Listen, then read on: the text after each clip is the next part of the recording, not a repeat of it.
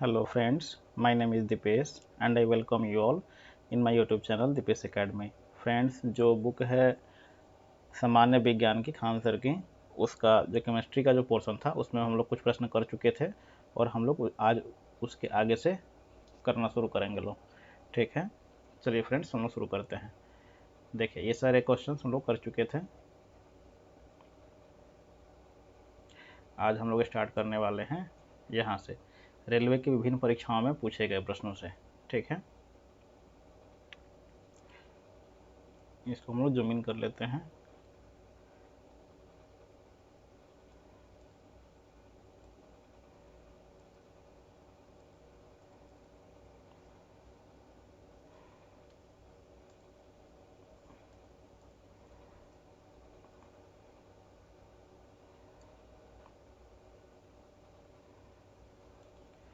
किसी परमाणु के कक्ष में समायोजित किए जा सकने वाले इलेक्ट्रॉनों की अधिकतम संख्या को किस सूत्र द्वारा दर्शाया जाता है?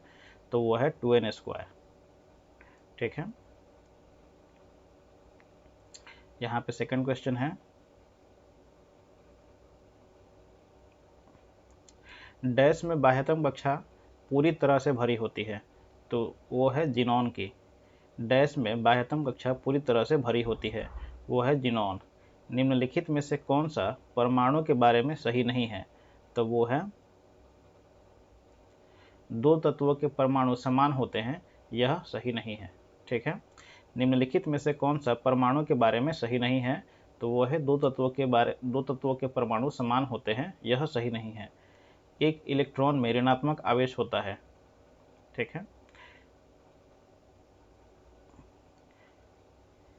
1.6 इंटू 10⁻⁻19 कूलम। एक इलेक्ट्रॉन में कितने आवेश होते हैं? 1.6 मल्टीप्लाइड बाई 10⁻⁻19 कूलम। अधातुओं में आमतौर पर सबसे बाहरी कक्षा में कितने इलेक्ट्रॉन होते हैं? तो वो है 5, 6, 7, 8। 5, 6, 7 या 8। अधातुओं में आमतौर पर सबसे बाहरी कक्षा में कितने इलेक्ट्रॉन होते हैं? तो 5, 6, 7 या 8। इलेक्ट्रॉन की खोज किसने की थी? तो जे थॉमसन ने की थी। इलेक्ट्रॉन की खोज किसने की थी? जे थॉमसन ने।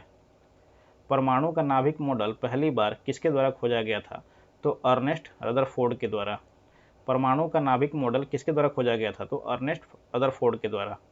परमाणु क्रमांक 17 वाला एक तत्व नीचे दिए गए किस परमाणु क्रमांक के तत्व के समान विशेषताएं रखेगा? तो वो है 35 यानी 35। परमाणु क्रमांक 17 वाला एक तत्व नीचे दिए गए किस परमाणु क्रमांक के तत्व के समान विशेषताएं रखेगा? तो वो है 35। प्रोटॉन में धनात्मक आवेश होता है कितना? 1.6 इंटू 10⁻⁻19 कूलम।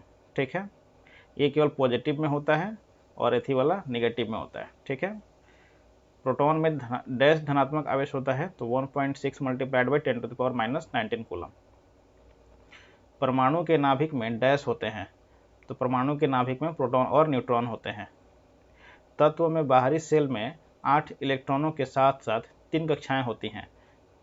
किसमें होती हैं? ऑर्गन में। डैश तत्व में बाहरी सेल में 8 इलेक्ट्रॉनों के साथ 3 कक्षाएं होती हैं, तो वो है ऑर्गन। जिन उप परमाणु कणों में सामान्य उप परमाणु कणों से विपरीत गुण होते हैं, उन्हें किस नाम से जाना जाता है? तो उसे जाना जाता है प्रतिकण के नाम से। जिन उप परमाणु कणों में समान उप परमाणु कणों से विपरीत गुण होते हैं, उन्हें किस नाम से जाना जाता है? तो उन्हें जाना जाता है प्रतिकण से। रदरफोर्ड प्रयोग में अल्फा कणों को एक पतली डैश पर डाला गया था, तो वो है सोने की पन्नी पर। ठीक है, रदरफोर्ड प्रयोग में अल्फा कणों को एक पतली डैश पर डाला गया था, तो वह है सोने की पन्नी पर। रदरफोर्ड परमाणु मॉडल डैश का वर्णन नहीं करता,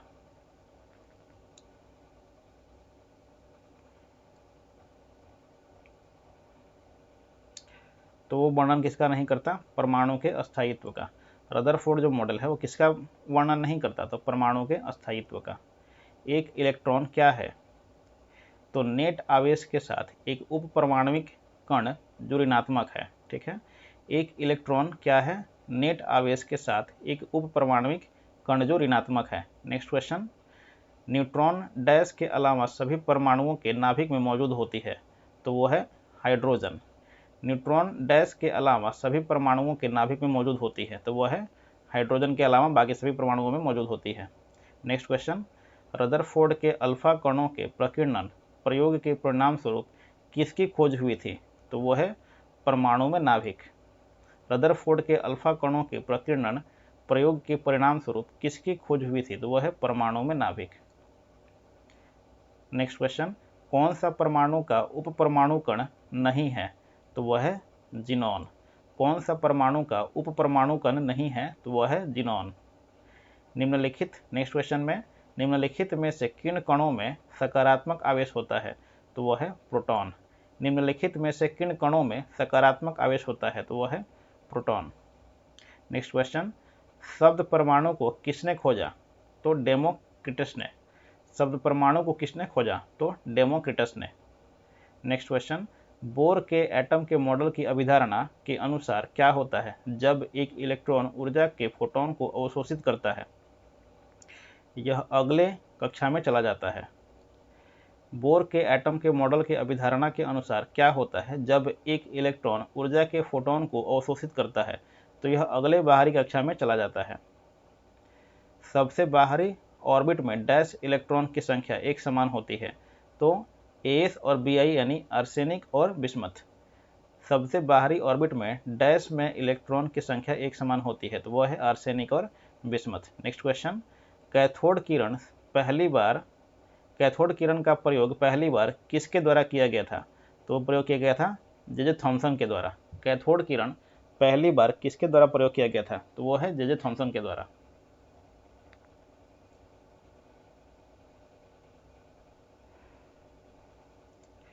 इलेक्ट्रॉन के समतुल्य प्रतिद्रव्य कणों को डैश कहा जाता है, तो पॉजिट्रॉन कहा जाता है। इलेक्ट्रॉन के समतुल्य प्रतिद्रव्य कणों को डैश कहा जाता है, तो पॉजिट्रॉन कहा जाता है। यदि तत्व A1 और B1 का इलेक्ट्रॉनिक विन्यास 1s1, 1s2, 2s2, 3s1 और 1s2, 2s2, 2p6 और 3p4 है, तो इन तत्वों के संयोजन द्वारा निर्मित यौगिक का सूत्र क्या होगा, तो वह होगा A2B यानी सोडियम सल्फाइड। यदि तत्व A1 और B1 का इलेक्ट्रॉनिक विन्यास 1s2, 2s2, 3s1 और 1s2, 2s2, 2p6, 3p4 है, तो इन तत्वों के संयोजन द्वारा निर्मित यौगिक का सूत्र क्या होगा, तो वो होगा A2B यानी sodium sulphide. Next question, dash विद्युतीय तटस्थ और कमजोर सूक्ष्माणु पर परस्पर प्रभाव है, तो वह है न्यूट्रिनो। डैश विद्युतीय तटस्थ और कमजोर सूक्ष्माणु पर परस्पर प्रभाव है, तो वह है न्यूट्रिनो। नेक्स्ट क्वेश्चन, उन तीन तत्वों को नामित करें जिसके सबसे बाहरी सेल में केवल एक इलेक्ट्रॉन होता है, तो वो है लिथियम, सोडियम और पोटेशियम। उन तीन तत्वों को नामित करें जिसके सबसे बाहरी सेल में केवल एक इलेक्ट्रॉन होता है, तो लिथियम, सोडियम और पोटेशियम। नेक्स्ट क्वेश्चन, नीचे दिए गए तत्वों में डैश आकार में सबसे छोटा होता है, तो वो है एल्यूमिनियम। नीचे दिए गए तत्वों में से डैश आकार में सबसे छोटा होता है, तो वह है एल्यूमिनियम। किस तत्व में सबसे बाह्यतम कोश में 2 इलेक्ट्रॉन होते हैं, तो वह है कैल्शियम। किस तत्व में इसके बाह्यतम कोश में 2 इलेक्ट्रॉन होते हैं, तो वह है कैल्शियम। नेक्स्ट क्वेश्चन, एक तत्व की परमाणु संख्या 13 है, तो इस तत्व में कितने सेल होंगे, तो वो होंगे 3। एक तत्व की परमाणु संख्या 13 है, तो इस तत्व में कितने सेल होंगे, तो वो होगा 3। नेक्स्ट क्वेश्चन, हीलियम को छोड़कर सभी नोबेल गैसों में सबसे बाहरी कोश में कितने इलेक्ट्रॉन होते हैं, तो वो 8 होता है। हीलियम को छोड़कर सभी नोबेल गैसों में सबसे बाहरी कोश में कितने इलेक्ट्रॉन होते हैं, तो वो होता है 8। नेक्स्ट क्वेश्चन, यदि क्रिप्टॉन की परमाणु संख्या 36 है, तो उसका इलेक्ट्रॉनिक विन्यास क्या होगा, तो इसका इलेक्ट्रॉनिक विन्यास होगा 2, 8, 18, 8। यदि क्रिप्टॉन की परमाणु संख्या 36 है, तो उसका इलेक्ट्रॉनिक विन्यास क्या होगा, 2, 8, 18 और 8। नेक्स्ट क्वेश्चन, एक ऑक्सीजन परमाणु में कितने संयोजी इलेक्ट्रॉन होते हैं, तो 2। एक ऑक्सीजन परमाणु में कितने संयोजी इलेक्ट्रॉन होते हैं, तो वो होते हैं 2।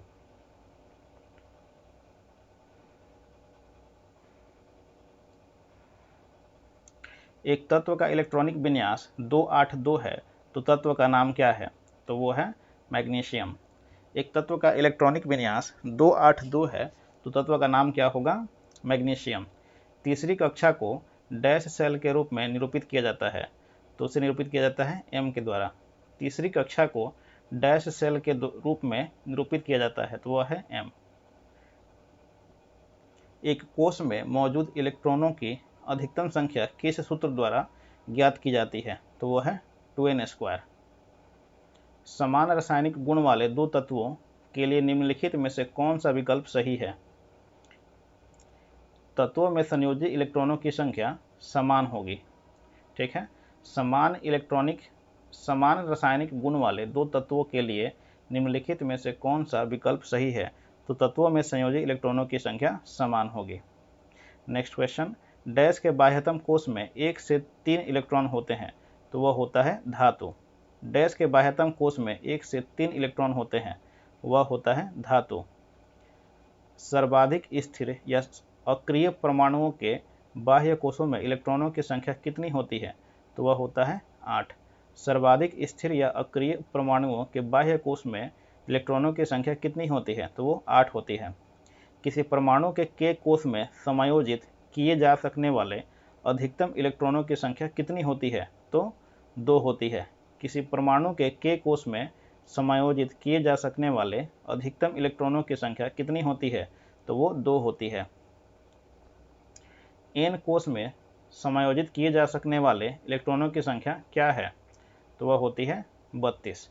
N कोश में समायोजित किए जा सकने वाले इलेक्ट्रॉनों की संख्या है 32। नेक्स्ट क्वेश्चन, यदि एक तत्व का परमाणु क्रमांक 8 है तो इसका इलेक्ट्रॉनिक विन्यास क्या होगा? तो 2 और 6 होगा। यदि एक तत्व का परमाणु क्रमांक 8 है तो इसका इलेक्ट्रॉनिक विन्यास क्या होगा? तो वो होगा 2 और 6। पहले आवर्त में दोनों तत्वों के डैश में संयोजी इलेक्ट्रॉन होते हैं, तो वो होता है K कोश में। पहले आवर्त में दोनों तत्वों के डैश में संयोजी इलेक्ट्रॉन होते हैं, तो K कोश के।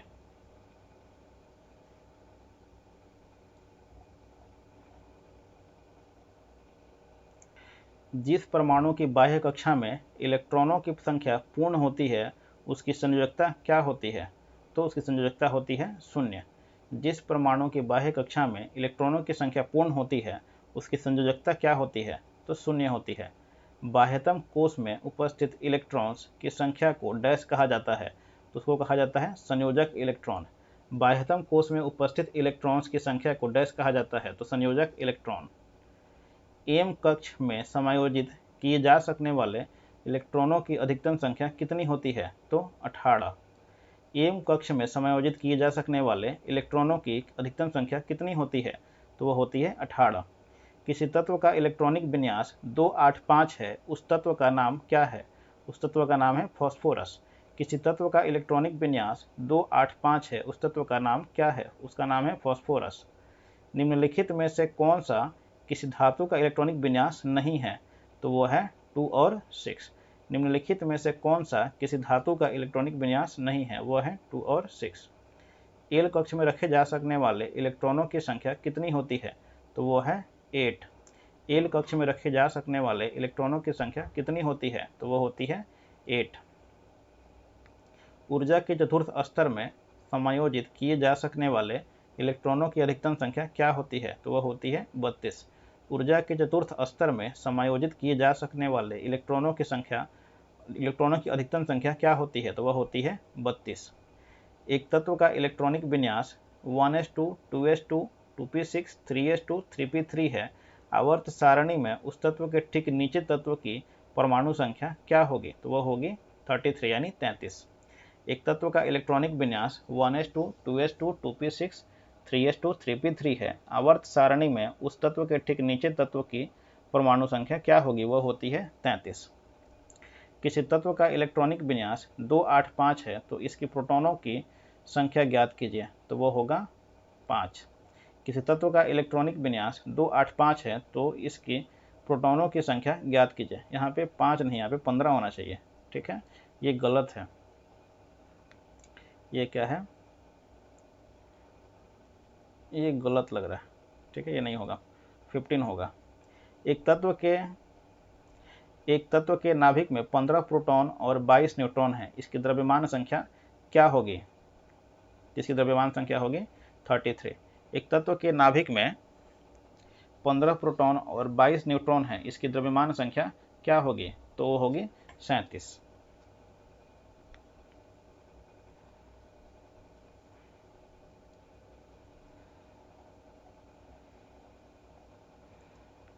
तत्व जिनकी द्रव्यमान संख्या एक समान होती है परंतु भिन्न परमाणु संख्या है, वो क्या कहलाते हैं? तो वो कहलाते हैं आइसोबार।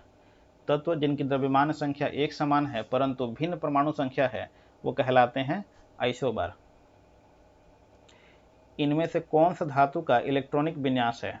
तो वो है 283। इनमें से कौन सा धातु का इलेक्ट्रॉनिक विन्यास है? 283। एक तत्व का इलेक्ट्रॉनिक विन्यास 2881 है तो तत्व का नाम क्या होगा? तो वो होगा पोटेशियम। एक तत्व का इलेक्ट्रॉनिक विन्यास 2881 है तो तत्व का नाम क्या होगा? पोटेशियम। एक तत्व के समस्थानिक की द्रव्यमान संख्या 298 है, यदि इसके नाभिक में 188 न्यूट्रॉन है तो इसकी परमाणु संख्या क्या है? तो वो होगी 110। एक तत्व के समस्थानिक की द्रव्यमान संख्या 298 है, यदि इसके नाभिक में 188 न्यूट्रॉन है तो इसकी परमाणु संख्या क्या होगी? तो वो होगी 110। परमाणु क्रमांक को किस अक्षर द्वारा निरूपित किया जाता है? तो वो निरूपित किया जाता है Z से। परमाणु क्रमांक को किस अक्षर द्वारा निरूपित किया जाता है? तो इसे निरूपित किया जाता है Z से। एल्यूमिनियम परमाणु में इलेक्ट्रॉनों का सही वितरण कौन सा है? तो वो है 283। एल्यूमिनियम परमाणु में इलेक्ट्रॉनों का सही वितरण कौन सा है? तो 283। नेक्स्ट क्वेश्चन, एक तत्व का इलेक्ट्रॉनिक विन्यास 284 है तो तत्व का नाम क्या है? तो वो होगा सिलिकॉन। एक तत्व का इलेक्ट्रॉनिक विन्यास 284 है तो तत्व का नाम क्या होगा? सिलिकॉन। नेक्स्ट क्वेश्चन, किसी परमाणु के नाभिक में मौजूद प्रोटॉन और न्यूट्रॉन की कुल संख्या को डैश के रूप में जाना जाता है? तो उसे जाना जाता है द्रव्यमान संख्या के रूप में। किसी परमाणु के नाभिक में मौजूद प्रोटॉन और न्यूट्रॉनों की कुल संख्या को डैश के रूप में जाना जाता है? तो उसे जाना जाता है द्रव्यमान संख्या के रूप में। नाइट्रोजन के परमाणु में उपस्थित न्यूट्रॉनों की संख्या क्या है? तो वह है 7। इलेक्ट्रॉनिक विन्यास 2 वाले तत्व की पहचान करें। तो वह है ऑक्सीजन। इलेक्ट्रॉनिक विन्यास 2 वाले तत्व की पहचान करें तो वह है ऑक्सीजन। एक तत्व का इलेक्ट्रॉनिक विन्यास 287 है तो इसकी संयोजकता क्या होगी? इसकी संयोजकता होगी 1। एक तत्व का इलेक्ट्रॉनिक विन्यास 287 है तो इसकी संयोजकता क्या होगी? तो वह होगी 1।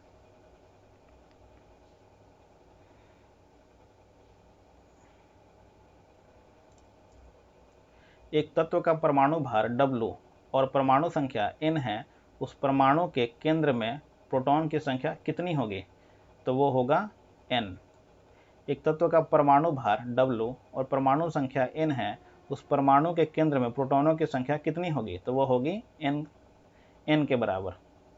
एक परमाणु में न्यूट्रॉनों की संख्या किसके बराबर होती है?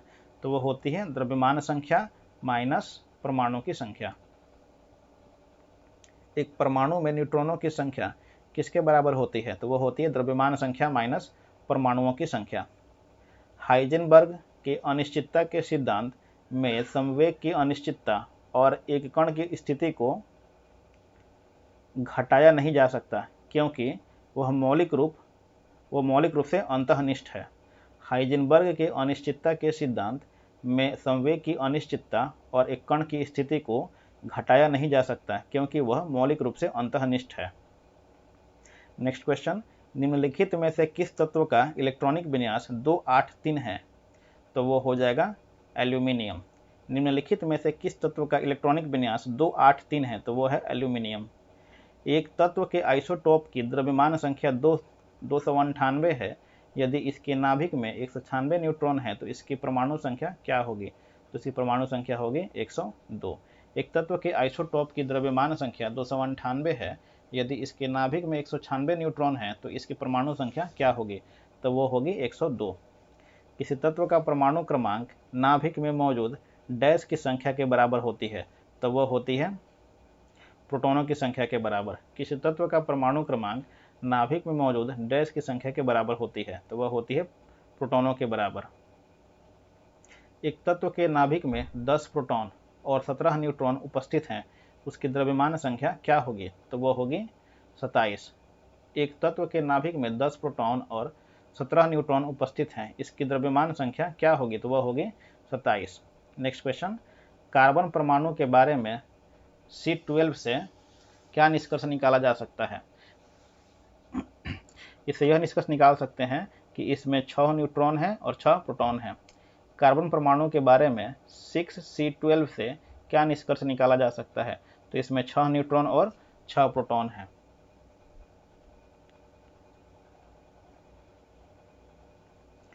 हाइड्रोजन अणु का नाभिक किससे बना होता है? तो केवल एक प्रोटॉन से बना होता है। हाइड्रोजन अणु का नाभिक किससे बना होता है? तो केवल एक प्रोटॉन से बना होता है। नेक्स्ट क्वेश्चन, निम्नलिखित तत्वों में से किसका परमाणु द्रव्यमान सबसे कम है? तो वह है हाइड्रोजन। निम्नलिखित तत्वों में से किसका परमाणु द्रव्यमान सबसे कम है? तो वह है हाइड्रोजन। नेक्स्ट क्वेश्चन, पोटेशियम की परमाणु संख्या 19 है और इसकी द्रव्यमान संख्या 39 है, इसके परमाणु में न्यूट्रॉनों की संख्या क्या होगी? तो वह होगी 20।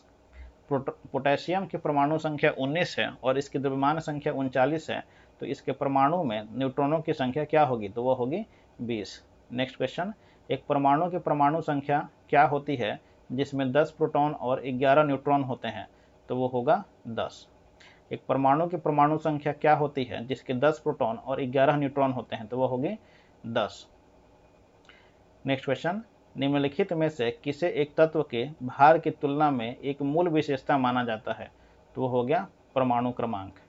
निम्नलिखित में से किसे एक तत्व के भार की तुलना में एक मूल विशेषता माना जाता है? तो वह है परमाणु क्रमांक। नेक्स्ट क्वेश्चन, किसी तत्व के परमाणु में उपस्थित इलेक्ट्रॉनों की संख्या इसके डैश के बराबर होती है? तो वह होती है परमाणु क्रमांक के बराबर। किसी तत्व के परमाणु में उपस्थित इलेक्ट्रॉनों की संख्या इसके डैश के बराबर होती है? तो वह होती है परमाणु क्रमांक के बराबर। नेक्स्ट क्वेश्चन, एक तत्व की परमाणु संख्या किसके बराबर होती है? तो एक तत्व की परमाणु संख्या प्रोटॉनों की संख्या के बराबर होती है। एक तत्व की परमाणु संख्या किसके बराबर होती है? तो प्रोटॉनों की संख्या के बराबर। नेक्स्ट क्वेश्चन, 9F19 में न्यूट्रॉनों, प्रोटॉनों और इलेक्ट्रॉनों की संख्या लिखें। तो ये हो जाएगा इसमें 9 प्रोटॉन, 9 इलेक्ट्रॉन और 10 और 10 न्यूट्रॉन। 9F19 में न्यूट्रॉनों, प्रोटॉनों और इलेक्ट्रॉनों की संख्या को लिखें। तो 9 प्रोटॉन, 9 इलेक्ट्रॉन और 10 न्यूट्रॉन। नेक्स्ट क्वेश्चन, एक तत्व के समस्थानिकों के अणु के द्रव्यमान में अंतर का कारण क्या है?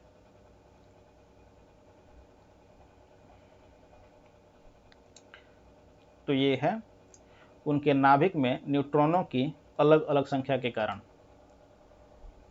नेक्स्ट क्वेश्चन, हाइड्रोजन के समस्थानिक ड्यूटेरियम में डैश होते हैं। तो एक प्रोटॉन और एक न्यूट्रॉन होते हैं। हाइड्रोजन के समस्थानिक ड्यूटेरियम में डैश होते हैं, तो एक प्रोटॉन और एक न्यूट्रॉन होते हैं। बॉयल के नियम के अनुसार नियत तापमान पर दिए गए किसी गैस के द्रव्यमान के दाब तथा आयतन का गुणनफल स्थिर रहता है, अर्थात Pv = स्थिरांक। बॉयल के नियम के अनुसार नियत तापमान पर दिए गए किसी गैस के द्रव्यमान के दाब का तथा आयतन का गुणनफल स्थिर रहता है, अर्थात Pv = स्थिरांक। नेक्स्ट क्वेश्चन, समान द्रव्यमान संख्या लेकिन विभिन्न परमाणु क्रमांक वाले परमाणुओं को डैश के रूप में जाना जाता है। तो उससे जाना जाता है आइसोबार के रूप में। समान द्रव्यमान संख्या लेकिन विभिन्न परमाणु क्रमांक वाले परमाणुओं को डैश के रूप में जाना जाता है, तो उसे जाना जाता है आइसोबार के रूप में। नेक्स्ट क्वेश्चन, निम्नलिखित में से कौन सा किसी तत्व के समस्थानिकों का गुण है? तो वह है बी, सी और डी। निम्नलिखित में से कौन सा किसी तत्व के समस्थानिकों का गुण है? तो वह है बी, सी और डी। जब आप एक परमाणु के न्यूट्रॉनों की संख्या को बदल देते हैं तो इसका डैश बदल जाता है, तो इसका समस्थानिक बदल जाता है। जब आप एक परमाणु के न्यूट्रॉनों की संख्या को बदल देते हैं तो इसका क्या बदल जाता है? तो इसका समस्थानिक बदल जाता है। नेक्स्ट क्वेश्चन, निम्न में से कौन विसरित नहीं होगा? मेथी का पाउडर विसरित नहीं होगा। निम्न में से कौन विसरित नहीं होगा? तो मेथी का पाउडर विसरित नहीं होगा। अगरबत्ती का धुआं भी विसरित हो जाएगा, इत्र भी विसरित हो जाएगा और धुआं विसरित हो जाएगा, लेकिन मेथी का पाउडर विसरित नहीं होगा। अभिलाक्षणिक गैस समीकरण Pv = nRT किस गैस के लिए सही प्रकार से लागू होता है? तो यह होता है आदर्श गैस के लिए। अभिलाक्षणिक गैस समीकरण Pv = nRT किस गैस के लिए सही प्रकार से लागू होता है?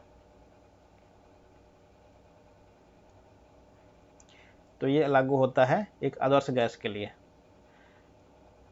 आइसोटॉप या समस्थानिक क्या है? एक तत्व के परमाणु जिनमें समान प्रोटॉन संख्या होती है लेकिन द्रव्यमान संख्या भिन्न होती है, उसे क्या कहते हैं हम लोग? आइसोटॉप। आइसोटॉप या समस्थानिक क्या है? तो एक तत्व के परमाणु जिनमें समान प्रोटॉन संख्या है लेकिन द्रव्यमान संख्या भिन्न है, यानी प्रोटॉन संख्या कहने का मतलब कि यहाँ पे समान परमाणु संख्या है लेकिन द्रव्यमान संख्या उसका भिन्न भिन्न है। नेक्स्ट क्वेश्चन, 27 डिग्री ताप पर स्थित एक आदर्श गैस को स्थिर दाब पर तब तक गर्म किया जाता है जब तक कि वह इस गैस का आयतन दुगुना न हो जाए। तो गैस का अंतिम तापमान क्या होगा? तो इसका अंतिम तापमान होगा 327 डिग्री सेल्सियस। 27 डिग्री तापमान पर स्थित एक आदर्श गैस को स्थिर दाब पर तब तक गर्म किया जाता है जब तक कि इस गैस का आयतन दुगुना न हो जाए। गैस का अंतिम तापमान क्या होगा? तो उसका अंतिम तापमान होगा 327 डिग्री सेल्सियस। संभारिकों में डैश की संख्या समान होती है, तो वो होती है नाभिक में। संभारिकों में डैश की संख्या समान होती है, तो नाभिक में। क्लोरीन गैस क्लोरीन के दो समस्थानिकों का मिश्रण है जिनका अनुपात 3:1 होता है। ये दोनों समस्थानिक निम्न में से कौन से हैं? तो ये होते हैं 35Cl और 37Cl। ठीक है, यानी कि एक क्लोरीन जिसका द्रव्यमान 35 होता है और एक क्लोरीन जिसका द्रव्यमान 37 होता है। क्लोरीन गैस क्लोरीन के दो समस्थानिकों का मिश्रण है जिसका अनुपात 3:1 होता है। ये दोनों समस्थानिक निम्न में से कौन से हैं? तो यहाँ पे एक क्लोरीन जिसका द्रव्यमान 35 होता है और एक क्लोरीन जिसका द्रव्यमान 37 होता है।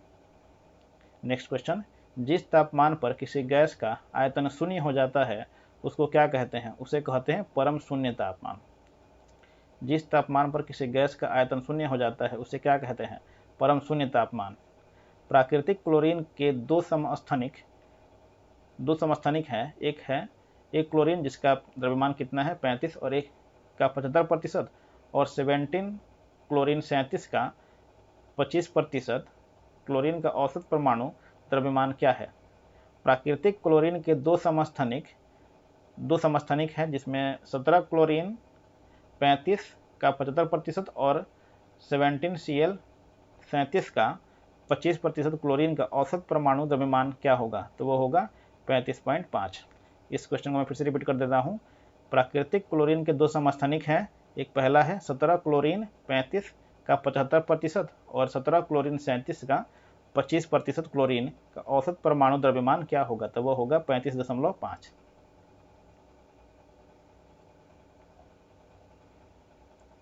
यह अवधारणा कि एक तत्व के सभी परमाणु समान होते हैं को डैश की खोज से गलत सिद्ध किया गया था। तो इसे समस्थानिक की खोज से गलत सिद्ध किया गया था। यह अवधारणा कि एक तत्व के सभी परमाणु समान होते हैं को डैश की खोज से गलत सिद्ध किया गया था, तो समस्थानिक की खोज से। एक तत्व के समस्थानिक की द्रव्यमान संख्या 298 है। यदि इसके नाभिक में 189 न्यूट्रॉन है तो इसकी परमाणु संख्या क्या होगी? तो इसकी परमाणु संख्या होगी 109। एक तत्व के समस्थानिक की द्रव्यमान संख्या 298 है। यदि इसके नाभिक में 189 न्यूट्रॉन है तो इसकी परमाणु संख्या क्या होगी? तो वह होगी 109। नेक्स्ट क्वेश्चन, निम्न में से कौन सा नियम गैस से संबंधित नहीं है? तो वो जो है जूल का नियम गैस से संबंधित नहीं है। निम्न में से कौन सा नियम गैस से संबंधित नहीं है? तो जूल का नियम संबंधित नहीं है। डैश इलेक्ट्रॉनों की समान संख्या वाले परमाणु या अणु या आयन होते हैं, तो वह होते हैं आइसो इलेक्ट्रॉनिक। डैश इलेक्ट्रॉनों की समान संख्या वाले परमाणु, अणु या आयन होते हैं, तो वो होता है iso electronic. Next question, dash की रासायनिक विशेषताएं एक समान होती हैं परंतु परमाणु द्रव्यमान भिन्न भिन्न होता है, तो वो है समस्थानिक। नेक्स्ट क्वेश्चन, एक आइडियल गैस का 4 ग्राम 54.6 केल्विन एवं 2 एटमॉस्फेरिक दबाव पर 5.6 मीटर क्यूब का परिणाम प्राप्त करता है, उसका आणविक भार क्या होगा? तो उसका आणविक भार होगा 16। एक आइडियल गैस का 4 ग्राम 54.6 केल्विन एवं 2 एटमॉस्फेरिक दबाव पर 5.6 मीटर क्यूब का परिणाम प्राप्त करता है, उसका आणविक भार क्या होगा, तो वह होगा 16। NH4 का होल ट्वाइस SO4 के एक अणु में कितने परमाणु होते हैं, तो वो होते हैं 15। NH4 का होल ट्वाइस और SO4 के एक अणु में कितने परमाणु होते हैं, तो वो होते हैं 15। नेक्स्ट क्वेश्चन, मैरी क्वेरी ने किसकी खोज के लिए नोबेल पुरस्कार प्राप्त किया था, तो रेडियम की खोज के लिए। मैरी क्वेरी ने किसकी खोज के लिए नोबेल पुरस्कार प्राप्त किया था, तो वो रेडियम की खोज के लिए। नेक्स्ट क्वेश्चन, बेंजीन में सिग्मा और पाई आबंध की संख्या कितनी होती है, तो वो होती है 12 और 3। बेंजीन में सिग्मा और पाई आबंध की संख्या कितनी होती है, तो वो होती है 12 और 3। निम्न में से त्रिसंयोजक यानी ट्राइवैलेंट तत्व कौन सा है, तो वो होता है ये सभी, यानी बोरॉन भी होगा, इंडियम भी होगा और एल्यूमिनियम भी होगा। निम्न में से त्रिसंयोजक ट्राइवैलेंट तत्व कौन सा है, तो बोरॉन, एल्यूमिनियम, इंडियम, ये तीनों होगा।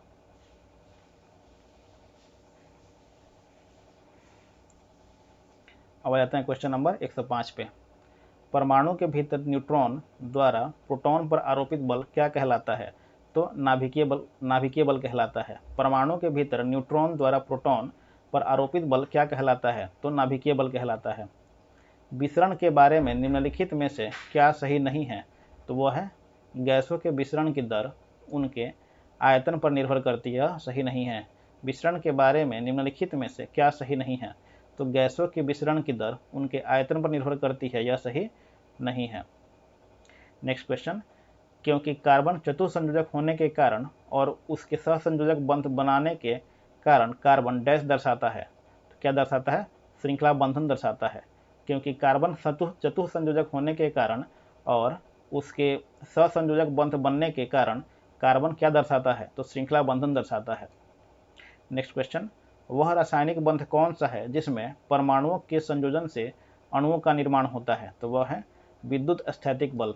वह रासायनिक बंध कौन सा है जिसमें परमाणुओं के संयोजन से अणुओं का निर्माण होता है, तो वह है विद्युत स्थैतिक बल। परमाणु बलों के सिद्धांत की खोज किसने की थी, तो हिदेकी युकावा ने की थी। परमाणु बलों के सिद्धांत की खोज किसने की थी, तो ये की थे हिदेकी युकावा ने। प्रायः धन आवेशित तत्वों की संयोजकता क्या होती है, तो वह होती है 1, 2 एवं 3। प्रायः धन आवेशित तत्वों की संयोजकता क्या होती है, तो 1, 2, 3। परमाणुओं से प्राप्त ऊर्जा को क्या कहते हैं, तो इसे कहते हैं नाभिकीय ऊर्जा। परमाणुओं से प्राप्त ऊर्जा को क्या कहते हैं, तो इसे कहते हैं नाभिकीय ऊर्जा। नेक्स्ट क्वेश्चन, गैस की मात्रा व्युत्क्रमानुपाती होती है किसके, दाब के। गैस की मात्रा व्युत्क्रमानुपाती होती है किसके, दाब के। निम्न में से कौन सा विकल्प सहसंयोजक यौगिक का गुण नहीं है,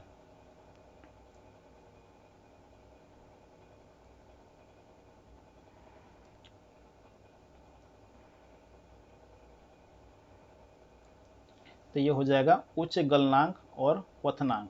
निम्न में से कौन सा विकल्प सहसंयोजक यौगिक का गुण नहीं है, तो यह होगा उच्च गलनांक और क्वथनांक जो है सहसंयोजक यौगिक का गुण नहीं है।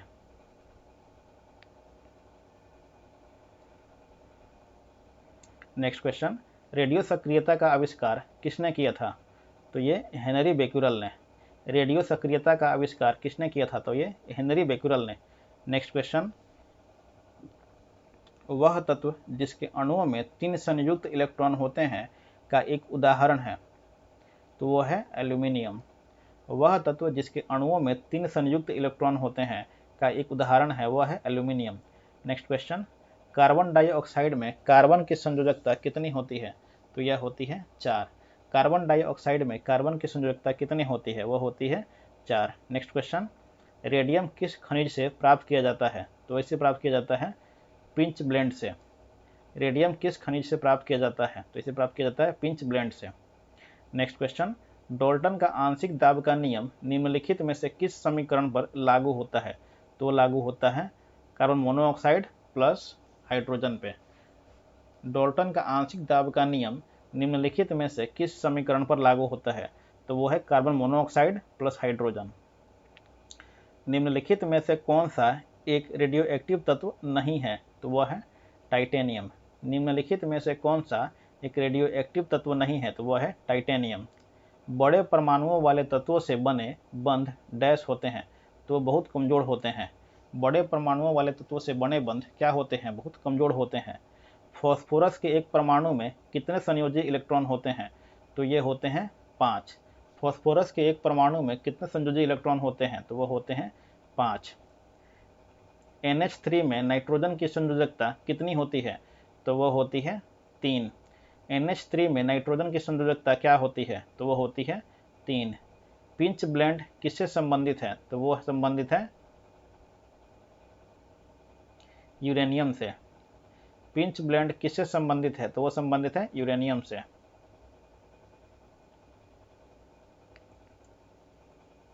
नहीं, पिंच ब्लेंड रेडियम किस खनिज से प्राप्त होता है? तो वो प्राप्त होता है पिंच ब्लेंड से। तो यहाँ पे जो क्वेश्चन दिया है गलत है। पिंच ब्लेंड किससे संबंधित है? तो ये हो जाएगा रेडियम, ठीक है, ना कि यूरेनियम नहीं होगा। क्या होगा? रेडियम होगा। यहाँ पे आंसर गलत दिया हुआ है, ठीक है। पिंच पिंच पिंच ब्लेंड किससे संबंधित है? वो होगा रेडियम से।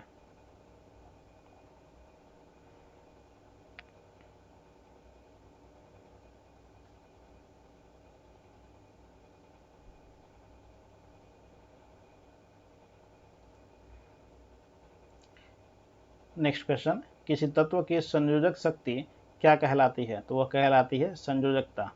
किसी तत्व की संयोजक शक्ति क्या कहलाती है? तो वो कहलाती है संयोजकता। गैसों का कौन सा गुण इन्हें सुबाह्य बनाता है? तो संपीड्यता का गुण। गैसों का कौन सा गुण इन्हें सुबाह्य बनाता है? तो वह है संपीड्यता का गुण। एक रेडियोधर्मी धातु जो केंद्रित ऊर्जा का एक प्रचुर स्रोत है और 1789 में खोज की गई थी, जिसकी परमाणु संख्या 92 है, वह डैश है? तो वह है यूरेनियम।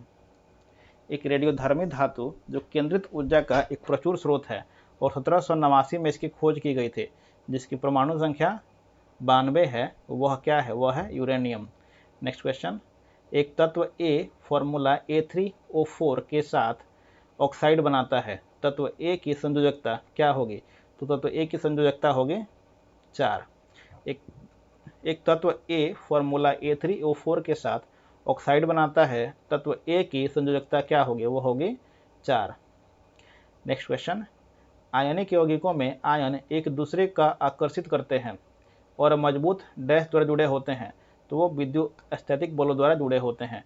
आयनिक यौगिकों में आयन एक दूसरे को आकर्षित करते हैं और मजबूत डैश द्वारा जुड़े होते हैं, तो वो किसके द्वारा जुड़े होते हैं? विद्युत स्थैतिक बलों के द्वारा।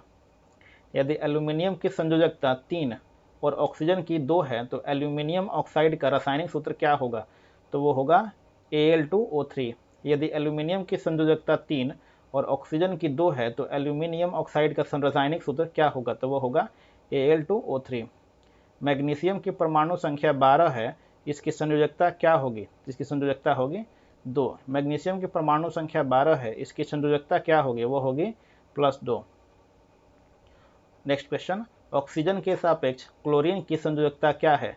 तो वह होती है 7। ऑक्सीजन के सापेक्ष क्लोरीन की संयोजकता क्या है? तो वह होती है 7। नेक्स्ट क्वेश्चन, बड़े परमाणुओं वाले तत्वों से बने बंध क्या होते हैं? तो वह होते हैं बहुत ही कमजोर होते हैं। बड़े परमाणुओं वाले तत्वों से बने बंध क्या होते हैं? वो बहुत कमजोर होते हैं। नेक्स्ट क्वेश्चन, कार्बन डाइऑक्साइड के सभी नमूनों में 3:8 के द्रव्यमान अनुपात में कार्बन के नियम के साथ सहमति में होते हैं, तो वो हो जाएगा लगातार समानुपात के।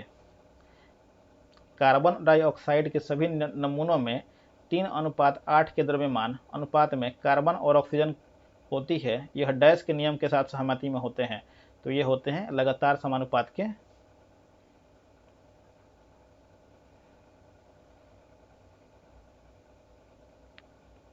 अब आ जाते हैं नेक्स्ट क्वेश्चन पे। सहसंयोजी आबंध के 2 परमाणुओं के बीच आबंधों की अधिकतम संख्या कितनी हो सकती है? तो वो हो सकती है 3। सहसंयोजी आबंध के 2 परमाणुओं के बीच आबंधों की अधिकतम संख्या क्या हो सकती है? तो वो हो सकती है 3। नेक्स्ट क्वेश्चन, लिथियम नाइट्राइड का सूत्र क्या है? वो है Li3n। लिथियम नाइट्राइड का सूत्र क्या है? वो है Li3n। नेक्स्ट क्वेश्चन, डैश इलेक्ट्रॉनों की संख्या N2 में आबंध बनाने में भाग लेते हैं, तो वो है 6। डैश इलेक्ट्रॉनों की संख्या N2 में आबंध बनाने में भाग लेते हैं, तो वो है 6। या फिर 6। नेक्स्ट क्वेश्चन, सहसंयोजित बॉन्डेड अणुओं में निम्न गलनांक और क्वथनांक बिंदु होते हैं। इंटरमॉलिक्यूलर बल कमजोर होते हैं इसलिए।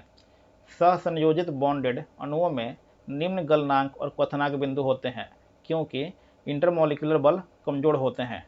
नेक्स्ट क्वेश्चन, क्यूप्रस ऑक्साइड में कॉपर की संयोजकता क्या होती है? जिसकी संयोजकता होती है 1। नेक्स्ट क्वेश्चन, सहसंयोजक यौगिक इनमें से क्या होता है? तो इसमें ऑप्शन दिया है इनमें से सभी, यानी सहसंयोजक यौगिक जुड़ने वाले परमाणुओं में इलेक्ट्रॉनों की साझेदारी द्वारा बनते हैं, ये भी सही है। ये विद्युत के कुचालक होते हैं, ये भी सही है। सहसंयोजक यौगिक क्या होता है? इसका गलनांक और क्वथनांक निम्न होता है, यह भी सही है। ठीक है, यानी इसके सारे के सारे सही है, ये सारे के सारे ऑप्शन क्या है? सही है। अब आते हैं क्वेश्चन नंबर 40 पे। डैश एक सहसंयोजक अणु नहीं है, तो वो कौन सा सहसंयोजक अणु नहीं है? तो कैल्शियम ऑक्साइड जो है वह सहसंयोजक अणु नहीं है। डैश एक सहसंयोजक अणु नहीं है, तो वह है ऑप्शन नंबर ए, यानी कैल्शियम ऑक्साइड।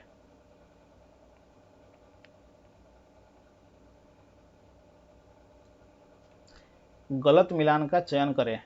तत्व संयोजकता, जैसे हीलियम का 0 होता है, हाइड्रोजन का 1 होता है और कार्बन का 4 होता है, लेकिन ऑक्सीजन का 1 नहीं होता। ठीक है, तो इसमें कौन सा ऑप्शन हो जाएगा? D number. ठीक है, ये सब नहीं होगा, इसका जो मिलान किया गया है वो गलत है। नेक्स्ट क्वेश्चन, एक रासायनिक अभिक्रिया के दौरान अभिक्रियाओं और उत्पादों के द्रव्यमानों का योग अपरिवर्तित रहता है, इसे क्या कहा जाता है? इसे कहा जाता है द्रव्यमान संरक्षण का सिद्धांत। एक रासायनिक अभिक्रिया के दौरान अभिक्रियाओं और उत्पादों के द्रव्यमानों का योग अपरिवर्तित रहता है, इसे क्या कहा जाता है? द्रव्यमान संरक्षण का सिद्धांत। नेक्स्ट क्वेश्चन, तत्व X चतुसंयोजक और तत्व Y द्विसंयोजक है, इन दो तत्वों द्वारा बने यौगिक क्या होते हैं? तो वह होते हैं XY2। तत्व X चतुसंयोजक और तत्व Y द्विसंयोजक है, इन दो तत्वों द्वारा बना यौगिक क्या कहलाएगा? तो वह कहलाएगा XY2। नेक्स्ट क्वेश्चन, परिवर्तनीय संयोजकता डैश दर्शाते हैं, तो संक्रमण तत्वों से परिवर्तनीय संयोजकता डैश दर्शाते हैं, तो संक्रमण तत्वों से। नेक्स्ट क्वेश्चन, निश्चित अनुपात के नियम के अनुसार रासायनिक पदार्थ में तत्व हमेशा द्रव्यमान के निश्चित अनुपात में मौजूद होते हैं। ठीक है, निश्चित अनुपात के नियम के अनुसार क्या कहलाता है? निश्चित अनुपात का जो नियम है वो क्या कहता है कि रासायनिक पदार्थ में तत्व हमेशा द्रव्यमान के निश्चित अनुपात में मौजूद होते हैं। नेक्स्ट क्वेश्चन, सहसंयोजक बंध दो परमाणुओं के बीच डैश द्वारा बनते हैं, तो इलेक्ट्रॉनों की साझेदारी द्वारा।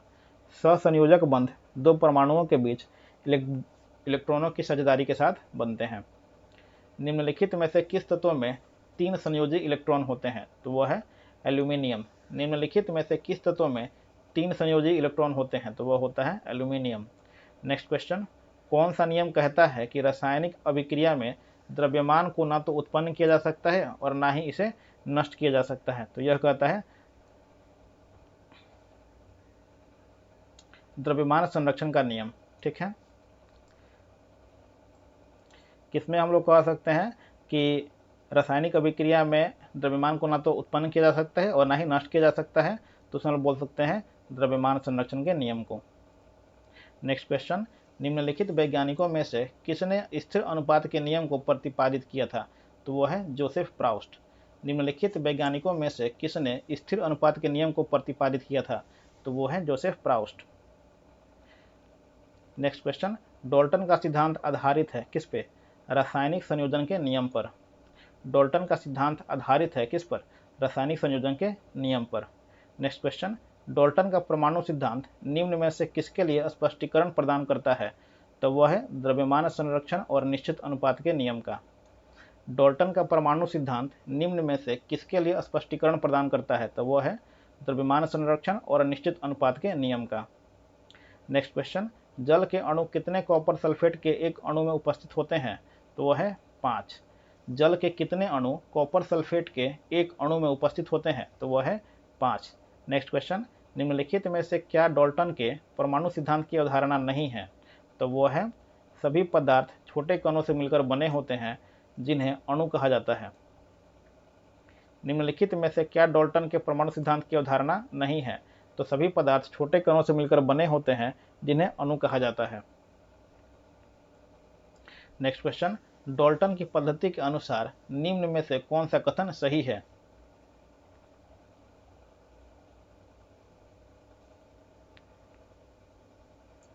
तो परमाणु पदार्थों के अविभाज्य कण हैं, ये जो है डाल्टन के अनुसार सही है। डाल्टन की पद्धति के अनुसार निम्न में से कौन सा कथन सही है? तो वो है कि परमाणु पदार्थों के अविभाज्य कण हैं। कैल्शियम ऑक्साइड में द्रव्यमान के अनुसार कैल्शियम और ऑक्सीजन का अनुपात क्या होता है? तो वह होता है 5:2। कैल्शियम ऑक्साइड में द्रव्यमान के अनुसार कैल्शियम और ऑक्सीजन का अनुपात क्या होता है? तो वह होता है 5:2। नेक्स्ट क्वेश्चन, किस वैज्ञानिक ने पदार्थ की प्रकृति के बारे में बुनियादी सिद्धांत प्रदान किया? तो वो है जॉन डाल्टन ने। नेक्स्ट क्वेश्चन, डाल्टन के परमाणु सिद्धांत की कौन सी अभिधारणा द्रव्यमान संरक्षण के नियम का परिणाम है? तो वह है परमाणु अदृश्य कण है जो किसी रासायनिक अभिक्रिया से न तो उत्पन्न किए जा सकते हैं और ना ही नष्ट किए जा सकते हैं। डाल्टन के परमाणु सिद्धांत की कौन सी अभिधारणा द्रव्यमान संरक्षण के नियम का परिणाम है? तो वह है परमाणु अदृश्य कण है जो किसी रासायनिक अभिक्रिया से न तो उत्पन्न किए जा सकते हैं और ना ही इसे नष्ट किए जा सकते हैं। नेक्स्ट क्वेश्चन, एक ही तत्व या अलग अलग तत्वों के परमाणु एक साथ मिलकर बना सकते हैं तो क्या? तो अणु बना सकते हैं। एक ही तत्व या अलग अलग तत्वों के परमाणु एक साथ मिलकर क्या बना सकते हैं? तो वो बना सकते हैं अणु। नेक्स्ट क्वेश्चन, डैश ने प्रस्तावित किया था कि प्रत्येक तत्व में एक विशेष परमाणु द्रव्यमान होता है।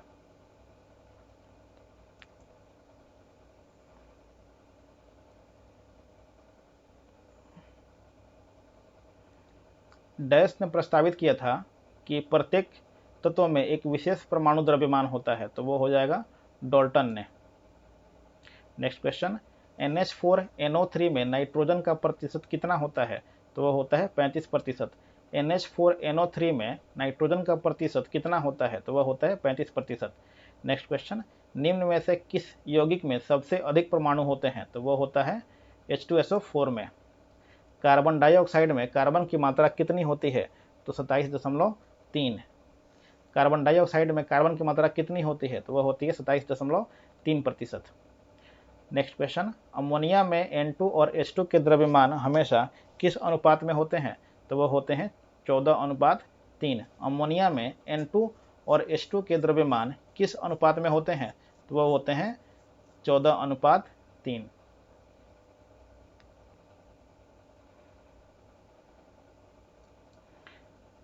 अब आ जाते हैं क्वेश्चन नंबर 164 पे। मानक ताप और दाब पर 7.5 ग्राम गैस और 5.6 लीटर आयतन लेती है, यह कौन सी गैस है? कार्बन, नाइट्रोजन और ऑक्सीजन के परमाणु भार क्रमशः 12, 14 और 16 दिए गए हैं, तो वो कौन सा हो जाएगा? NO।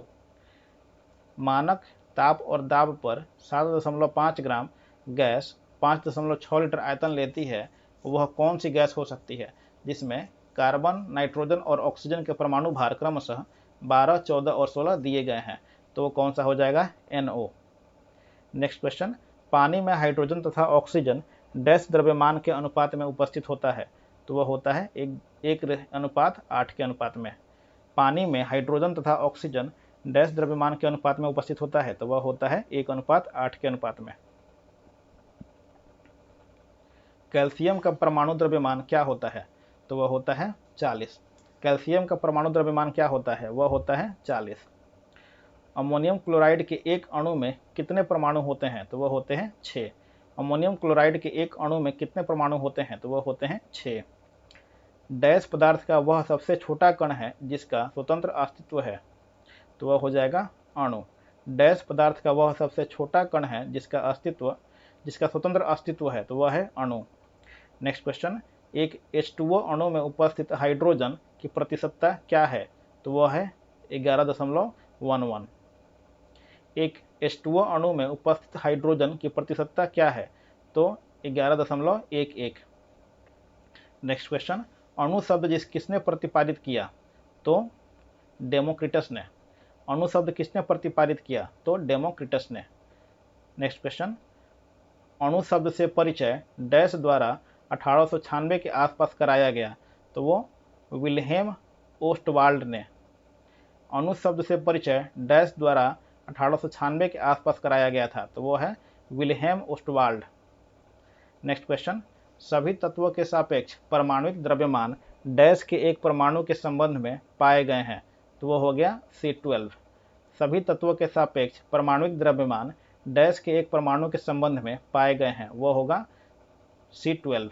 Next question, sodium carbonate का आणविक द्रव्यमान डैश होता है? तो वह होता है 106। सोडियम कार्बोनेट का आणविक द्रव्यमान डैश होता है? वह होता है 106।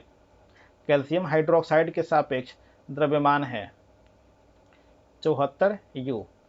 यहाँ पे U का मतलब होता है atomic mass unit. Calcium hydroxide के सापेक्ष द्रव्यमान क्या है? तो यहाँ पे 74 U यानी 74 एटॉमिक मास यूनिट। अब आ जाते हैं नेक्स्ट क्वेश्चन पे।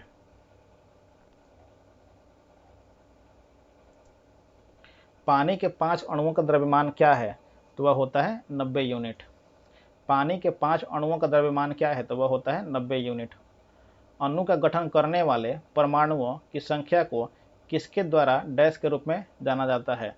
तो परमाणुकता के रूप में। अणु का गठन करने वाले परमाणुओं की संख्या को इसके डैश के रूप में जाना जाता है? तो परमाणुकता को। एक डैश को किसी डैश के हिस्से या एक यौगिक के उस डैश अंश के रूप में परिभाषित किया जा सकता है जो स्वतंत्र अस्तित्व में सक्षम है और उस तत्व के सभी गुणों को दिखाता है। तो वह है अणु तत्व सबसे छोटा। ठीक है, एक अणु को किसी तत्व के हिस्से या एक यौगिक के उस सबसे छोटे अंश के रूप में परिभाषित किया जा सकता है जो स्वतंत्र अस्तित्व में सक्षम है और उस तत्व के सभी गुणों को दिखाता है। आ जाते हैं अब नेक्स्ट क्वेश्चन पे, यानी 178 पे। किसी यौगिक की सबसे छोटी संभव इकाई को क्या कहा जाता है? तो अणु कहा जाता है। किसी यौगिक की सबसे छोटी संभव इकाई को क्या कहा जाता है? तो अणु कहा जाता है। नाइट्रोजन के 0.6 अणु का द्रव्यमान क्या है? तो वह है 16.8 ग्राम। नाइट्रोजन के 0.6 अणु का द्रव्यमान क्या है? तो 16.8 ग्राम।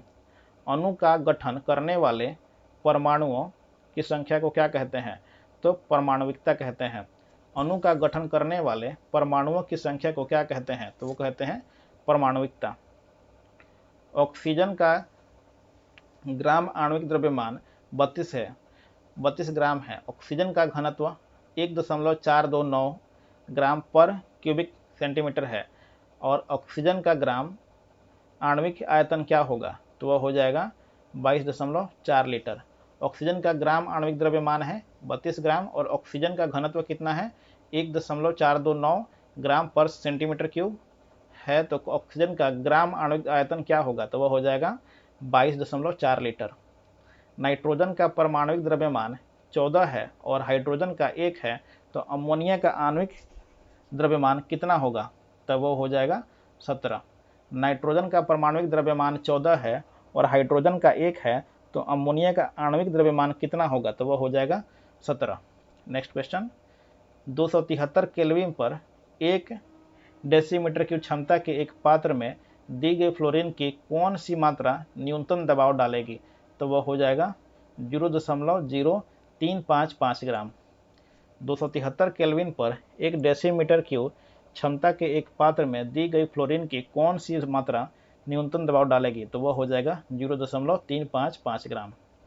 नेक्स्ट क्वेश्चन, मैग्नीशियम के 144 ग्राम में डैश ग्राम परमाणु मौजूद होते हैं? तो वह हो जाएगा 6। मैग्नीशियम के 144 ग्राम में डैश ग्राम परमाणु मौजूद होते हैं? तो वह होते हैं 6। अब आ जाते हैं नेक्स्ट क्वेश्चन पे।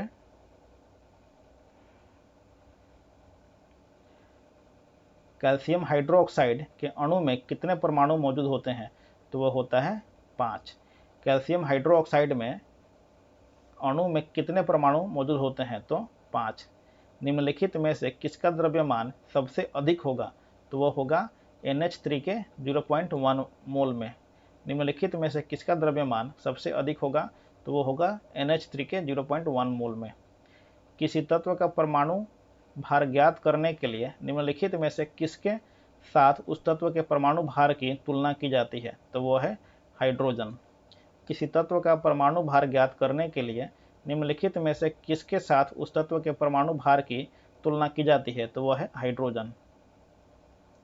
नेक्स्ट क्वेश्चन, कार्बन डाइऑक्साइड में कार्बन और ऑक्सीजन द्रव्यमान द्वारा अनुपात डैश में मौजूद होता है? तो वह है 3:8। कार्बन डाइऑक्साइड में कार्बन और ऑक्सीजन द्रव्यमान द्वारा डैश अनुपात में मौजूद होते हैं? तो वह है 3:8।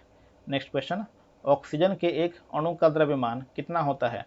तो वो होता है 5.3 गुने 10 के घात -23 ग्राम। ऑक्सीजन के एक अणु का द्रव्यमान कितना होता है? तो 5.3 गुने 10 के घात -23 ग्राम। नेक्स्ट क्वेश्चन, कार्बन डाइऑक्साइड के एक मोल में होते हैं कार्बन डाइऑक्साइड के 6.022 इंटू 10 के घात 23 अणु। कार्बन डाइऑक्साइड के एक मोल में कितने अणु होते हैं? तो वो हो जाएगा कार्बन डाइऑक्साइड के 6.022 गुने 10 के घात 23 अणु। रसायनज्ञ के लिए गणना की इकाई क्या है? तो वो है मोल। रसायनज्ञ के लिए गणना की इकाई क्या है? तो वह है मोल। नेक्स्ट क्वेश्चन, ऑक्सीजन के 0.3 मोल का द्रव्यमान क्या होगा? तो वो होगा 9.6 ग्राम। ऑक्सीजन के 0.3 मोल का द्रव्यमान क्या होगा? तो वह हो जाएगा 9.6 ग्राम।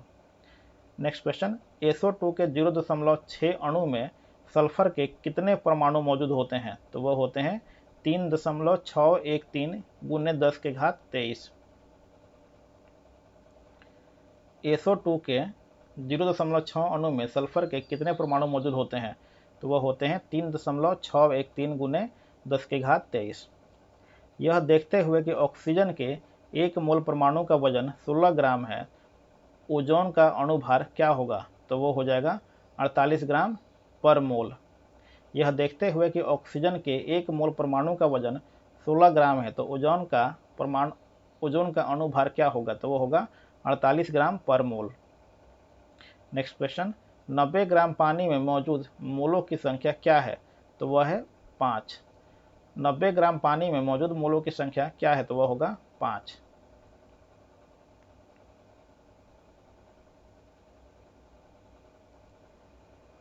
सोलह ग्राम ऑक्सीजन में ऑक्सीजन के डैश परमाणु होते हैं? तो वो होता है 6.022 गुने 10 के घात 23। 16 ग्राम ऑक्सीजन में ऑक्सीजन के कितने परमाणु होते हैं? तो वो होते हैं 6.022 गुने 10 के घात 23। Next question, PbO plus HCl gives PbCl2 plus H2O। समीकरण पर ध्यान दें। उक्त समीकरण के संतुलन हेतु HCl के कितने मोल्स की आवश्यकता होगी? तो वो होगी 2 मोल्स की। PbO plus HCl gives PbCl2 plus H2O। समीकरण पर ध्यान दें। उक्त समीकरण के संतुलन हेतु HCl के कितने मोल्स की आवश्यकता होगी? तो 2 मोल्स की। रसायन शास्त्र में कण मूल शब्द का परिचय किसने कराया था? तो वो हो जाएगा विल्हेम ओस्टवाल्ड ने। कार्बन का परमाणु द्रव्यमान 12 है। कार्बन के 24 ग्राम में अणुओं की संख्या क्या होगी? तो वो होगा 2। कार्बन के परमाणु द्रव्यमान 12 है। कार्बन के 24 ग्राम में अणुओं की संख्या क्या होगी? तो 2। किसी भी पदार्थ के 1 मोल में मौजूद कणों की संख्या क्या होती है? तो वो होती है 6.022 गुने 10 के घात -23। किसी भी पदार्थ के 1 मोल में मौजूद कणों की संख्या क्या होती है? तो वो होती है 6.022 गुने 10 के घात -23। नेक्स्ट क्वेश्चन, सल्फर का परमाणु द्रव्यमान 32 U है।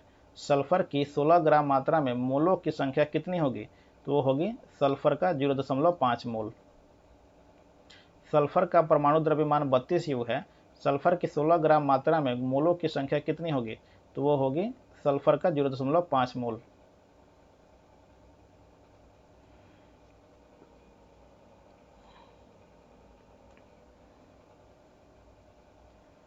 कार्बन का परमाणु द्रव्यमान 12 और हीलियम का परमाणु द्रव्यमान 4 है। बताइए कि प्रत्येक तत्व के 1 मोल हेतु निम्नलिखित में से कौन सा कथन सत्य है। 1 मोल कार्बन में 1 मोल हीलियम में उपस्थित परमाणुओं की संख्या के बराबर संख्या होगी। यानी 1 मोल कार्बन में 1 मोल हीलियम में उपस्थित परमाणुओं की संख्या के बराबर संख्या होगी। कार्बन का परमाणु द्रव्यमान 12 और हीलियम का परमाणु द्रव्यमान 4 है। बताइए कि प्रत्येक तत्व के 1 मोल हेतु निम्नलिखित में से कौन सा कथन सत्य है। तो यह हो जाएगा 1 मोल कार्बन में 1 मोल हीलियम में उपस्थित परमाणुओं की संख्या के बराबर संख्या होगी।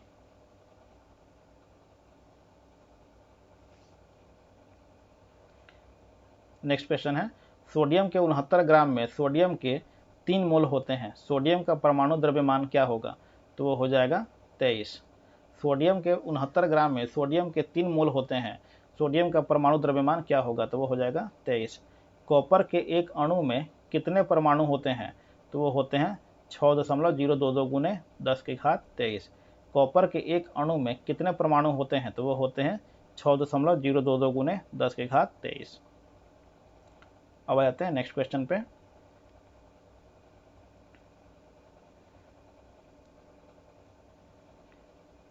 कार्बन डाइऑक्साइड के 10 मोल्स का द्रव्यमान कितना होता है। तो वो होता है 440 ग्राम। कार्बन डाइऑक्साइड के 10 मोल्स का द्रव्यमान कितना होता है। तो वह होता है 440 ग्राम। नेक्स्ट क्वेश्चन, 90 ग्राम पानी में मौजूद मोलों की संख्या कितनी होती है। तो वह होती है 5 मोल। 90 ग्राम पानी में मौजूद मोलों की संख्या कितनी होती है। तो वह होती है 5। हीलियम के 52 kg में डैश अणु उपस्थित होते हैं। तो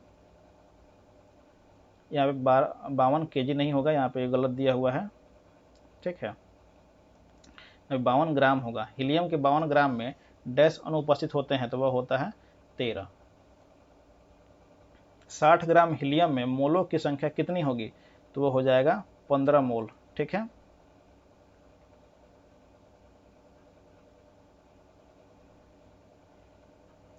मोल की सही परिभाषा निम्न में से कौन सी है। तो ए नंबर यानी विकल्प ए, सी और डी, ठीक है। यानी ये भी सही है, ये भी सही है और ये भी सही है। यानी कि मोल की सही परिभाषा है एक पदार्थ के 1 ग्राम परमाणु द्रव्यमान के बराबर होता है। यह पदार्थ के ग्राम आणविक भार के बराबर होता है, जिसमें दिए हुए पदार्थ के 6.022 गुने 10⁻23 अणु होते हैं, ठीक है। आते हैं नेक्स्ट क्वेश्चन पे। CH4 के 0.1 मोल का द्रव्यमान कितना होता है। तो वो है 1.6 ग्राम। CH4 के 0.1 मोल का द्रव्यमान कितना होता है। तो वह होता है 0.6 ग्राम, 1.6 ग्राम। नेक्स्ट क्वेश्चन, हीलियम के 54 ग्राम में कितने मोल मौजूद होते हैं। तो वह होता है 13.5 मोल। हीलियम के 54 ग्राम में कितने मोल मौजूद होते हैं। तो वह है 13.5 मोल। नाइट्रिक एसिड की 63 ग्राम मात्रा में कितने अणु मौजूद होते हैं। यदि नाइट्रोजन का जो द्रव्यमान है 14 है, हाइड्रोजन का 1 है, ऑक्सीजन का 16 है। तो वो हो जाएगा 6.02 गुने 10⁻23। नाइट्रिक एसिड की 63 ग्राम मात्रा में कितने अणु मौजूद होते हैं। यदि नाइट्रोजन की द्रव्यमान संख्या दिया हुआ है 14, हाइड्रोजन का 1 और ऑक्सीजन का 16। तो वो हो जाएगा 6.02 गुने 10⁻23। नेक्स्ट क्वेश्चन, कार्बन डाइऑक्साइड के 88 ग्राम में मौजूद अणुओं की संख्या क्या होगी। तो वो हो जाएगा 2। कार्बन डाइऑक्साइड के 88 ग्राम में मौजूद अणुओं की संख्या क्या होगी। तो वो होगा 2। नेक्स्ट क्वेश्चन, पानी के 1 मोल में कितने अणु मौजूद होते हैं। तो वो हो जाएगा 6.02 गुने 10⁻23 अणु।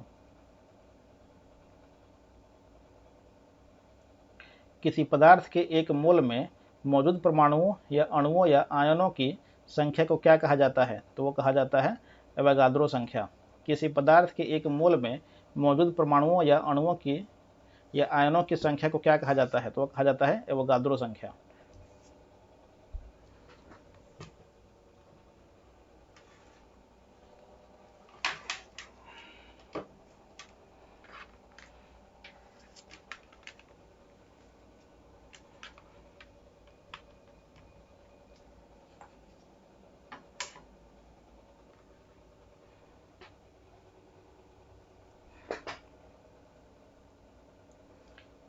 अब आते हैं नेक्स्ट क्वेश्चन पे।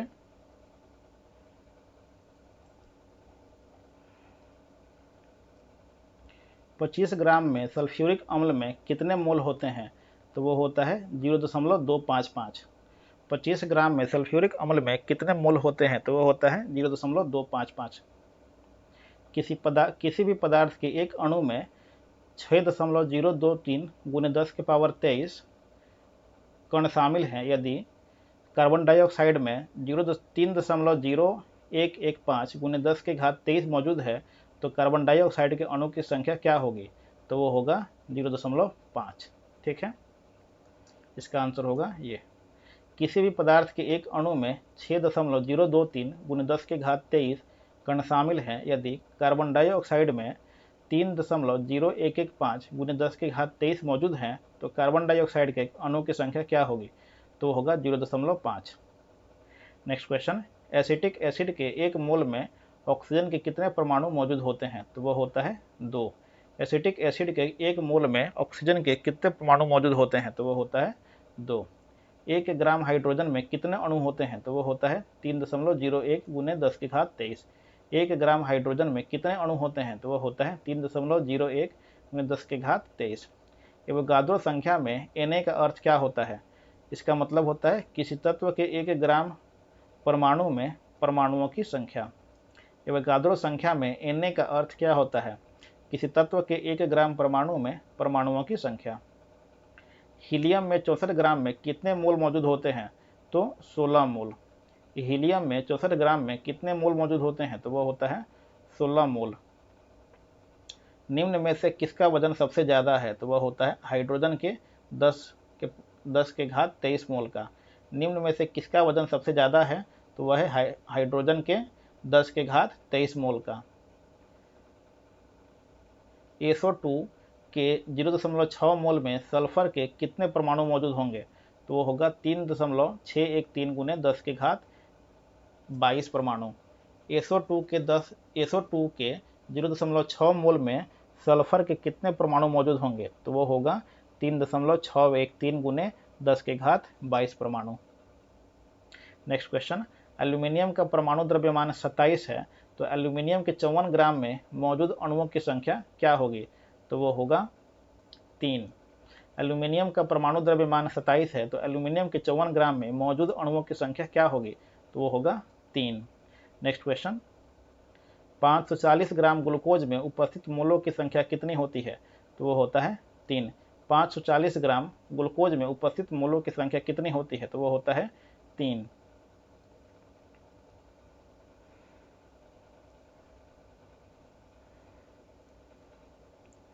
एवोगाद्रो संख्या द्वारा निरूपित की जाती है तो N0 के द्वारा। एवोगाद्रो संख्या द्वारा निरूपित की जाती है क्या? N0 के द्वारा। N2 गैस के 0.5 मोल द्रव्यमान की गणना करें। अणु के मोल से द्रव्यमान 14 ग्राम। N2 यानी नाइट्रोजन गैस के 0.5 मोल द्रव्यमान की गणना करें। यदि अणु के मोल से द्रव्यमान कितने होंगे? तो एक अणु के मोल से द्रव्यमान कितने होंगे? तो यहाँ पे 14 ग्राम। यहाँ पे क्वेश्चन में कुछ मिसप्रिंट है। नेक्स्ट क्वेश्चन पे आते हैं। एवोगाद्रो की संख्या Na = 6.02 गुने 10 के पावर 23 मोल है तो किसी त्रिपरमाणु की गैस के 0.1 मोल में परमाणुओं की संख्या क्या होगी? तो वो होगा 6.02 गुने 10 के घात 22। एवोगाद्रो की संख्या Na = 6.02 गुने 10 के घात 23 मोल है तो किसी त्रिपरमाणु गैस के 0.1 मोल में परमाणुओं की संख्या क्या होगी? तो वो होगा 6.02 गुने 10 के घात 22। KCl के 0.5 मोल में कितने अणु मौजूद होते हैं? तो वो हो जाएगा 3.01 गुने 10 के घात 23। KCl के 0.5 मोल में कितने अणु मौजूद होते हैं? तो वो हो जाता है 3.01 गुने 10 के घात 23। नेक्स्ट क्वेश्चन, रासायनिक प्रतीक का पहला अक्षर हमेशा डैश में लिखा होता है तो हो जाता है बड़े अक्षरों में लिखा होता है। रासायनिक प्रतीक का पहला अक्षर हमेशा डैश में लिखा होता है तो वह होता है बड़े अक्षर में। निम्नलिखित में से किस वैज्ञानिक ने सुझाव दिया था कि तत्वों के प्रतीकों का निर्माण तत्व के नाम के 1 या 2 अक्षरों से किया जा सकता है? तो वो हो जाएगा बर्जीलियस ने। निम्नलिखित में से किस वैज्ञानिक ने सुझाव दिया था कि तत्वों के प्रतीकों का निर्माण तत्व के नाम के एक या दो अक्षरों से किया जा सकता है? वह होगा बर्जीलियस ने। इलेक्ट्रॉन वहन करता है क्या? 1 यूनिट ऋण आवेश। इलेक्ट्रॉन वहन करता है 1 यूनिट ऋण आवेश।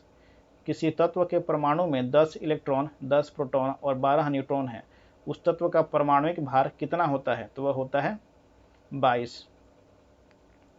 किसी तत्व के परमाणु में 10 इलेक्ट्रॉन, 10 प्रोटॉन और 10 न्यूट्रॉन है, उस तत्व का परमाणुिक भार कितना होता है? तो वह होता है 22। फेरिक ऑक्साइड में लोहे की संयोजकता है कितने? तो वो +3। फेरिक ऑक्साइड में लोहे की संयोजकता कितनी होती है? तो वह होता है +3। दिया गया प्रतीक डैश तत्व का प्रतिनिधित्व करता है? तो ये प्रतिनिधित्व करता है हाइड्रोजन का, क्योंकि इसके बीच में सिर्फ एक ही यहाँ पे है प्रोटॉन। दिया गया प्रतीक डैश तत्व का प्रतिनिधित्व करता है? तो वो हाइड्रोजन का। अब आ जाते हैं नेक्स्ट क्वेश्चन पे।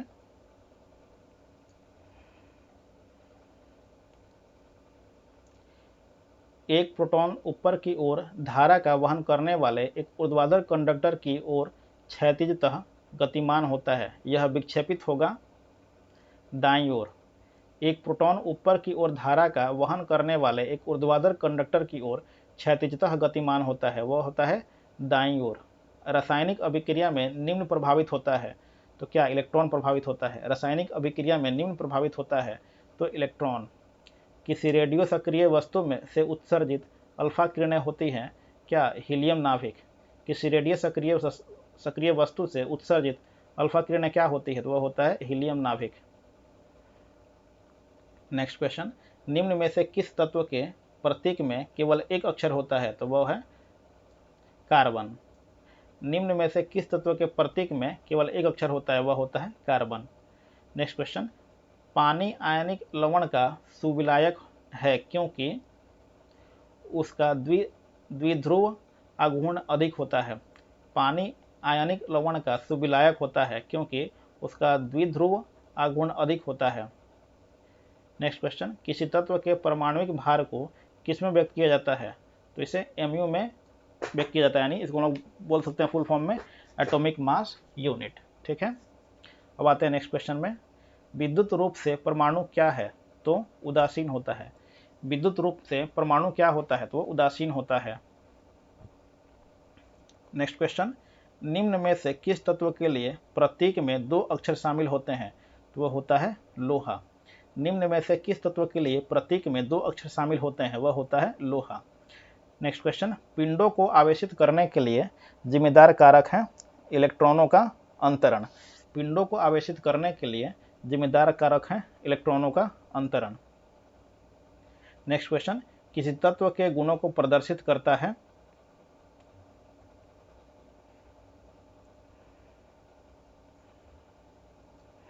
परमाणु क्रमांक। ठीक है, कौन प्रदर्शित करता है? परमाणु क्रमांक। नेक्स्ट क्वेश्चन, निम्नलिखित में से कौन सा कण अस्थायी है? तो वह है न्यूट्रिनो। निम्नलिखित में से कौन सा कण अस्थायी है? वह है न्यूट्रिनो। नेक्स्ट क्वेश्चन, सहसंयोजी यौगिक का एक उदाहरण है कौन सा? तो वह है CHCl3। ठीक है, सहसंयोजी यौगिक का एक उदाहरण कौन सा है? वह है CHCl3। रासायनिक यौगिक की सबसे छोटी संभावी यूनिट क्या है? वह है अणु। ठीक है, रासायनिक यौगिक की सबसे छोटी संभावी यूनिट क्या है? वह है अणु। नेक्स्ट क्वेश्चन, रोलर बियरिंग का स्नेहन करने के लिए सामान्यतः निम्नलिखित स्नेह की आवश्यकता होती है? वह है अर्धठोस। रोलर बियरिंग का स्नेहन करने के लिए सामान्यतः निम्नलिखित स्नेह की आवश्यकता होती है? वह है अर्धठोस। नेक्स्ट क्वेश्चन, तत्व का सबसे पहले वर्गीकरण किया था किसने? तो डोबेरेनर ने। तत्वों का सबसे पहले वर्गीकरण किसने किया था? तो डोबेराइनर ने। नेक्स्ट क्वेश्चन, समभारिक क्या है? समान परमाणु द्रव्यमान एवं असमान परमाणु क्रमांक को क्या कहते हैं हम लोग? समभारिक कहते हैं। समभारिक क्या है? तो समान परमाणु द्रव्यमान एवं असमान परमाणु क्रमांक। नेक्स्ट क्वेश्चन, हैलोजन कांच पर प्रहार करती है फ्लोरीन। ठीक है, हैलोजन कांच पर प्रहार करती है फ्लोरीन। नेक्स्ट क्वेश्चन, तत्व के समस्थानिक का या की कभी नहीं हो सकती? क्या नहीं हो सकती? तो न्यूट्रॉनों की समान संख्या नहीं हो सकती।